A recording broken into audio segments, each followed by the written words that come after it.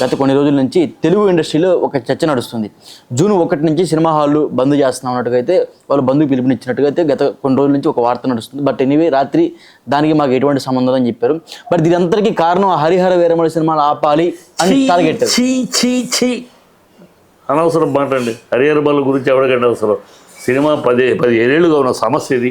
ఏం మాట్లాడతారు? 15 ఏళ్ళుగా ఉన్న సమస్య ఇది. సినిమా థియేటర్లు పర్సంటేజ్కి రావాలి.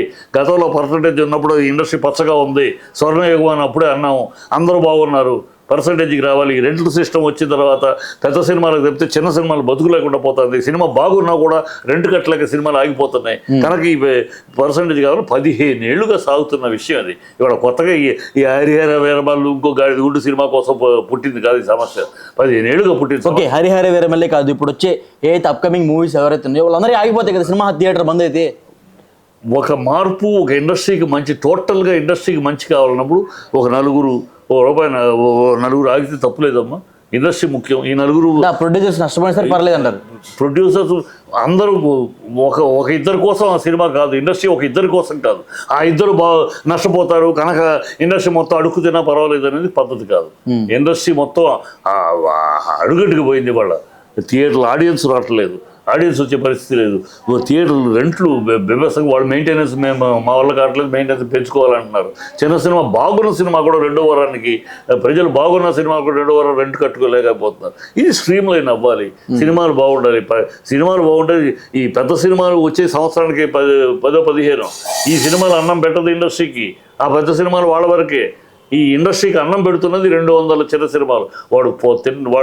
వాడికి డబ్బులు వస్తాయో రావో, వాడు మొత్తం మీద సినిమాలు తీస్తూ ప్యాషన్ తోటి వచ్చి సినిమాలు తీస్తూ 200 సినిమాలు వాడే 24 క్రాఫ్ట్లకి పనిస్తారు. లైట్ బాయ్కి, మేకప్ మ్యాన్కి, కాస్ట్యూమ్ అసిస్టెంట్కి, ప్రొడక్షన్ బాయ్స్కి, వీళ్ళందరికీ ఫుడ్ పెడుతున్నది ఆ 24 సినిమాలు, ఆ చిన్న సినిమాలు.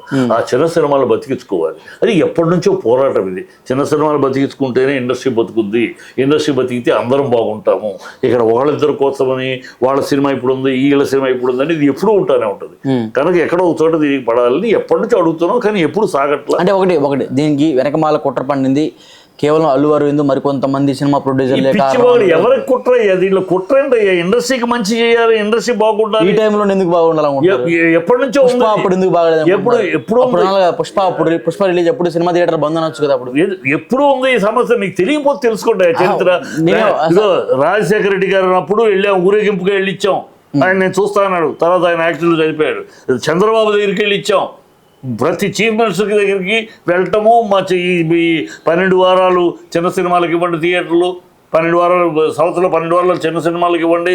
మా ఈ సెంటర్స్లో మా మున్సిపల్ ఈ సెంటర్స్ ఉన్నాయి కదా పెద్ద మాల్స్ లాగా, ఈ చిన్న కూడల్లో చిన్న థియేటర్ 300 సీట్ల థియేటర్లు కట్టుకుంటారు, పర్మిషన్లు ఇవ్వండి. చిన్న సినిమాలు బతికించుకోవడానికి మార్గాలు ఇలా అని చెప్పి 15 సంవత్సరాలుగా తిరుగుతున్నాం. ఇవాళ వచ్చింది, ఎప్పటికప్పుడు వస్తాడు. వచ్చినప్పుడు ఎవడో కూడా అఫెక్ట్ అయ్యింది, దానికి ఏం చేస్తాం? ఈ సమస్య వచ్చినప్పుడు సమస్య ఇండస్ట్రీని బాగుపరుచుకోవాలి. థియేటర్కి జనాలు ఇదివరకు 3 సెక్షన్స్ ఉన్నాయి. డ్రెస్ సర్కిల్ కింద. సో ఆ డ్రెస్ సర్కిల్ ఫుల్ అయిపోయినా కింద ఫుల్ అయ్యేది, సినిమా రన్ అయ్యేది. ఇప్పుడు అవి తీసేశారు. అది మళ్ళీ రీఇంబర్స్ తీసుకురావాలి. అప్పుడు మన సినిమా ఆడియన్స్ ఎవరు? మన సినిమా ఆడియన్స్ అమాలీలు, కూలీలు, ఆటో డ్రైవర్లు, వీళ్ళు పొద్దు నుంచి కన్స్ట్రక్షన్ దగ్గర పనిచేసిన వాళ్ళు వచ్చి వాడు ఆ 700 రూపాయలు 700-800 వాడికి వస్తే దాంట్లో ఒక 200 ఆ సినిమా ఖర్చు 70 రూపాయలు రోజు వస్తాడు, రోజు చూస్తాడు. వాడే నెంబర్ ఆఫ్ సినిమా పెద్ద డ్రెస్ సర్కిల్ వాళ్ళు రెగ్యులర్గా రారు. వాళ్ళు చాలా బాగుందంటే అప్పుడు కుటుంబం వస్తారు. అది ఇంట్లో వీళ్ళే రెగ్యులర్గా మన సినిమాను పోషించేది నిజమైన సినిమా ప్రేమికులు వాళ్ళు వస్తారు. వాళ్ళని దూరం చేసుకున్నాం. ఇష్టం వచ్చిన రేట్లు పెంచి వాడు జేబులో తడుముకొని వదిలే ఓటీటీ వస్తుంది చూస్తాం. వాడిని ఓటీటీకి పో మన థియేటర్ రావట్లేదు, సరివేశాం. ఇప్పుడు అవన్నీ సెటరైజ్ చేయాలి, స్ట్రీమ్లైన్ చేయాలి. మీరు కోట్లు తీసుకుంటాం కోసమని ఒకడు కోట్లు రెమ్యూనరేషన్ తెచ్చుకుని బోగస్ ఈ అమ్మటం, బెనిఫిషియోలు ఎంత వచ్చింది అనేయటం, ఇన్ని థియేటర్లు ఎంత వచ్చేసి మా స్టామినా 100 కోట్లు అంటాం. మా స్టామినా ఇంత అని చెప్పుకున్న వాళ్ళు ఏరి వాళ్ళ హీరోలు ఏరేని ఎందుకు ఆ 5-6 ఉన్నారు. ఒరిజినల్ స్టామినా వెళ్ళది. ఈ బెనిఫిట్ షో చేసి వాడు ఏమైంది? మనం రిలీజ్ అయిన సినిమా ఎందుకు ప్రతి డిస్ట్రిబ్యూటర్ బయట హంగామా చేశారు కదా, మొత్తం పోయింది. చిన్న సినిమా కోర్టు ఆడింది, కోర్టు ఎక్స్టెన్షన్ థియేటర్ లేదు. ఆహా ఆడింది, 35 ఆడింది, మేజర్ ఆడింది. చిన్న సినిమాలు బ్రహ్మాండంగా ఆడతారు, కానీ 2వ వారానికి 3వ వారానికి రెంట్ వాడు తగ్గించుకోలేడు, నా మెయింటెనెన్స్ అని అంటున్నాడు. సో ఎంత ఇన్న గొడవ వాళ్ళు ఒకసారి వాళ్ళ ఎస్ అని ఒకసారి కాదని ఇట్లా జరుగుతూ ఉంది. ఇది ఫైనల్గా మూలం దీనికి థియేటర్ ఎగ్జిబిటర్స్కి సపోర్ట్ ప్రొడ్యూసర్స్ అంటే ఒకటి నేను పవన్ కళ్యాణ్ గారు వాళ్ళ టీం నుంచి ఒక లెటర్ అయితే బయటకు రావడం జరిగింది. థ్యాంక్ యూ, మీరు ఇంత మంచి రిటర్న్ గిఫ్ట్ ఇచ్చినందుకు అన్నట్టుగైతే సిల్లీ మాట, చాలా సిల్లీ మాట.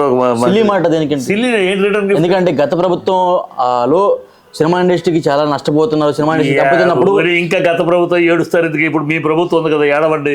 గత ప్రభుత్వం ఊనే ఏళ్ళు చూపించేసి ఎస్కేప్ అవుతాం అంటారు. ఇప్పుడు వచ్చి సంవత్సరం అయింది, మీ ఏడుపు ఏడవండి, మీరు చేయండి అన్నీ. ఊనే గత ప్రభుత్వం చేశారు కదా, గత ప్రభుత్వం ఏం చేసింది కదా, చిరంజీవిని గౌరవించింది. సినిమా రేట్లు చాలా తగ్గించారు కదా ప్రభుత్వం. తగ్గించాలని మేమే అడిగాం, టికెట్ ప్రైస్ ఇండస్ట్రీని అడిగింది 50 రూపాయలు. అసలు అడిగింది మేమే, రేట్లు తగ్గించాం. దాంట్లో 50 రూపాయలు అనేది తప్పు జరుగుండొచ్చు. అంతేకాని ఇండస్ట్రీకి మనం జరిగింది, మేమేం వాళ్ళు గవర్నమెంట్ చేయలే.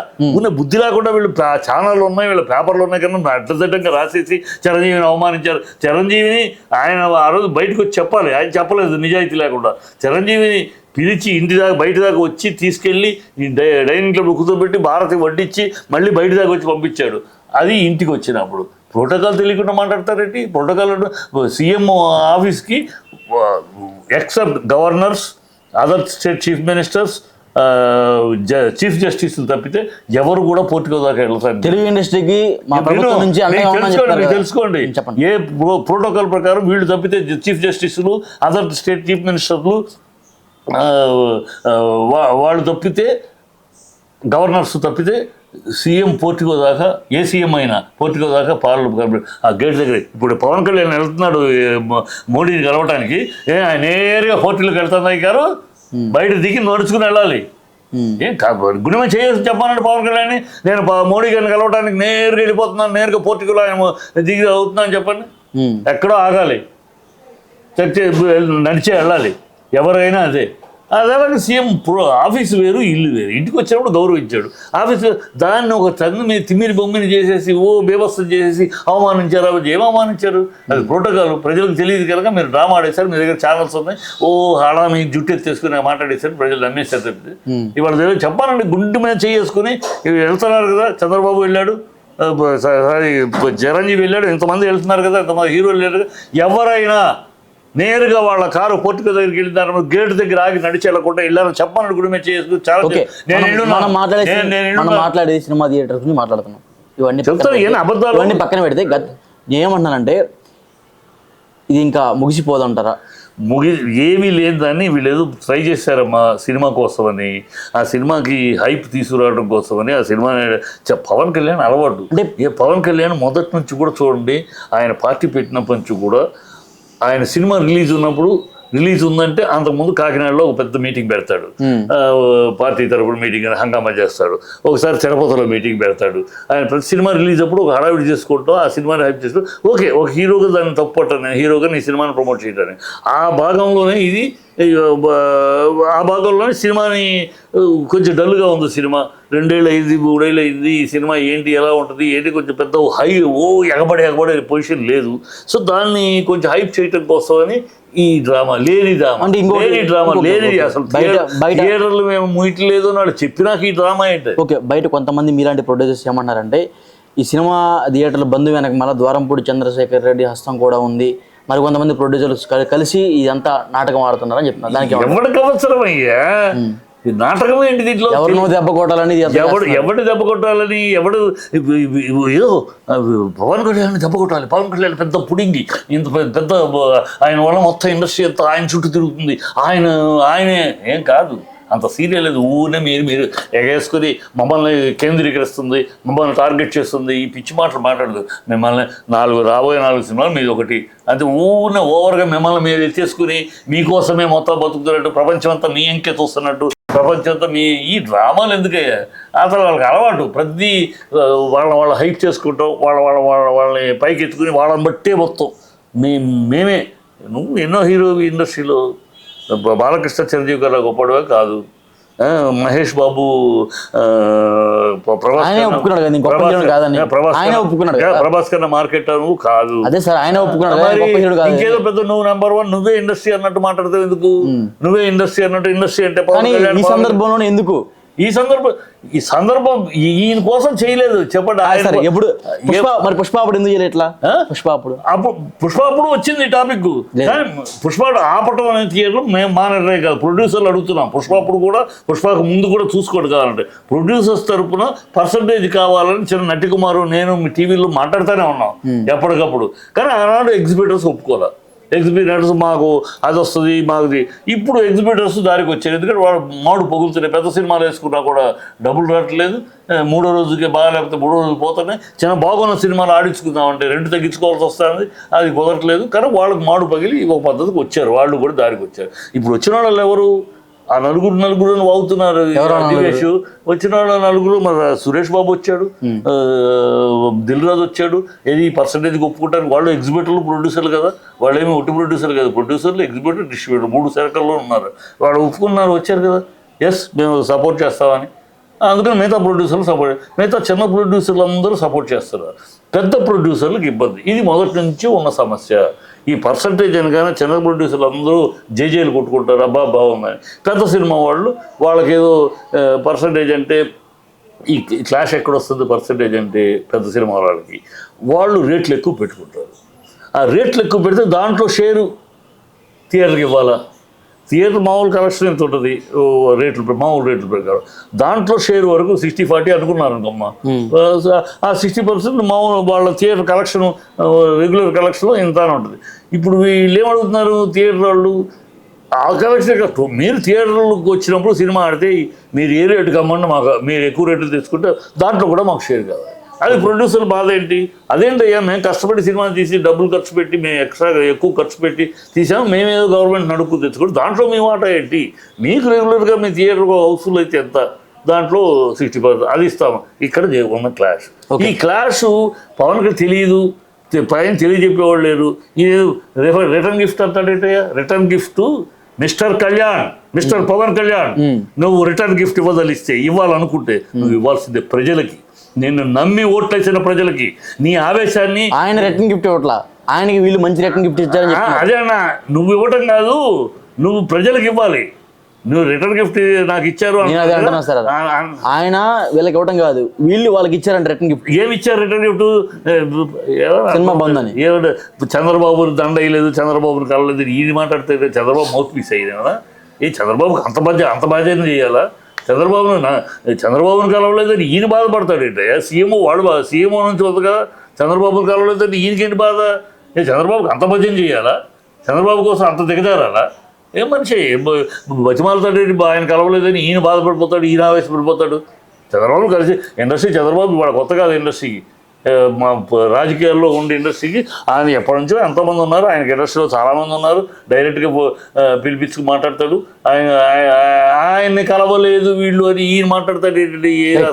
ఓవరాల్ ఒక మాటలో చెప్పండి చెప్తారు అబౌట్ దిస్, ఏదో థియేటర్ బంద్ అని చెప్పి. ఏది థియేటర్ బంద్ అనేది ఇప్పుడు ప్రస్తుతానికి లేదు. 30వ తారీఖు విధి విధానాలు డిసైడ్ చేద్దాం అనుకున్నారు. జరుగుద్ది ఎగ్జిక్యూటివ్ మీటింగ్. అది జరిగినాక బంద్ అవసరమైతే బంద్ అవుద్ది, ఇండస్ట్రీ బాగుపడుద్ది. ఇండస్ట్రీ మొత్తం ఇన్ టోటల్ ఇండస్ట్రీ 24 క్రాఫ్ట్లతో కూడిన 2 లక్షల మంది వ్యక్తులతో కూడిన ఇండస్ట్రీ. ఒక 4 హీరోల కోసమో, 4 డైరెక్టర్ల కోసమో, 4 నిర్మాతల కోసమో ఇండస్ట్రీ కాదు. అది ఎప్పటి నుంచో పోరాడుతున్నాం. ఇది ఈ బ్రేక్ అవ్వాలి. ఇది ప్రభుత్వం ఉంది కదా. పవన్ కళ్యాణ్ చెప్తున్నాను ఇప్పుడు సజెషన్, పవన్ కళ్యాణ్ కనుక చిత్తశుద్ధి అయితే ఇండస్ట్రీ అక్కడ డెవలప్ అవ్వాలి చేస్తాను చెయ్యి.